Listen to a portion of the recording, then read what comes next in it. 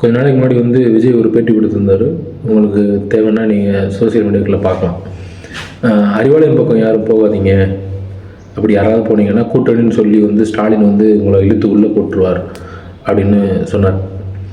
So அப்போ எல்லோரும் நம்ம சிரித்தோம், வா சூப்பராக பேசினாருன்னு சொல்லி விசில் விட்டு நம்ம கை தட்டினோம். ஆனால் இன்றைக்கி அதே தான் தமிழகத்தில் வந்து விஜய் அவர் பண்ணுறாரு. Life is boomerang, karma is பூமராங்னு சொல்லுவாங்க. ஸோ ரெண்டும் ஒன்று தான் போல்.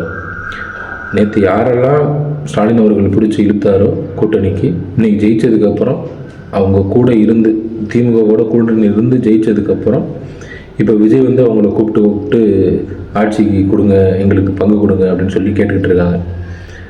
ஸோ இது வந்து அரசியல் வந்து நிரந்தர நண்பனும் இல்லை பகைவனும் இல்லைன்னு சொல்லுவாங்க ஏற்கனவே ஆட்சி பண்ண எல்லாரும். ஆனால் மக்கள் நம்பி மாற்றத்துக்கான தேர்வுன்னு சொன்னவங்களும் அதையே தான் செலக்ட் பண்ணி தேர்ந்தெடுக்கிறாங்க. அப்படிங்கும்போது இனி மாற்றம் நடக்குமான்னு இப்போது எனக்கு நம்பிக்கை இல்லை, நாளைக்கு அந்த நம்பிக்கை வரலாம். எனக்கு இப்போது விஜய் வந்து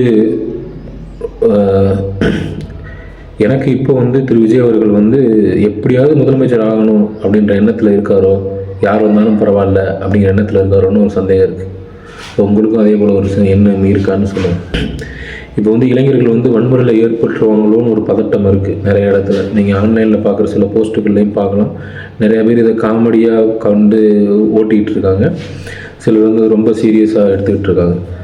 எலெக்ஷன் அன்னைக்கு அறிவாலயத்தில் எப்படி ஒருத்தர் அழுததை வந்து இங்கே வந்து பெருசாக ப்ரொவோக் பண்ணி வீடியோ போட்டாங்களோ, நேற்று அதே தான் திரு விஜய் அவர்கள் வீட்டு முன்னாடி தவைக்கா தொண்டர்களும் உட்காந்து அழுது பண்ணுறாங்க. அப்போ இந்த மாதிரி இருக்க அழுகைகள் சில நேரங்களில் வந்து அரசியல் இந்த சதுரங்கத்தில் வந்து எது எப்படி வேணாலும் நகரலாம். இங்கே எல்லாத்துக்கும் ஒரு காரணம் இருக்குது. சாதாரண நமக்கு வந்து அது புரியணும்னு அவசியம் கிடையாது. கவர்னர் ஏன் பர்மிஷன் கொடுக்கல, சட்டமன்றத்தில் தானே வந்து பெரும்பான்மையை காமிக்கணும், ஆளுநருக்கு ஏன் காட்டணும்னு இங்கே நிறைய பேர் கேட்டுகிட்டே இருக்காங்க. ஆனால் நம்ம நினைக்கிற மாதிரி அரசியல் செயல்படணும்னு கட்டாயம் கிடையாது. நமக்கு மேலே இருக்கவங்க வந்து நம்மளை எப்படி ஆட்சி பண்ணணுன்னு தான் யோசிப்பாங்களே தவிர நம்ம நினைக்கிற மாதிரி ஆட்சி பண்ணணும்னு யோசிக்க மாட்டாங்க. அவங்களுக்கு பிடிச்ச மாதிரி தான் நம்ம வாழணும்னு ஆசைப்படுவாங்க. அதுதான் இது வரைக்கும் நடந்திருக்கு. இனி மாற்றம் வந்து நடக்கலாம், இல்லை மாற்றம் வந்து நமக்கு வந்து நிராசையை கூட போகலாம்.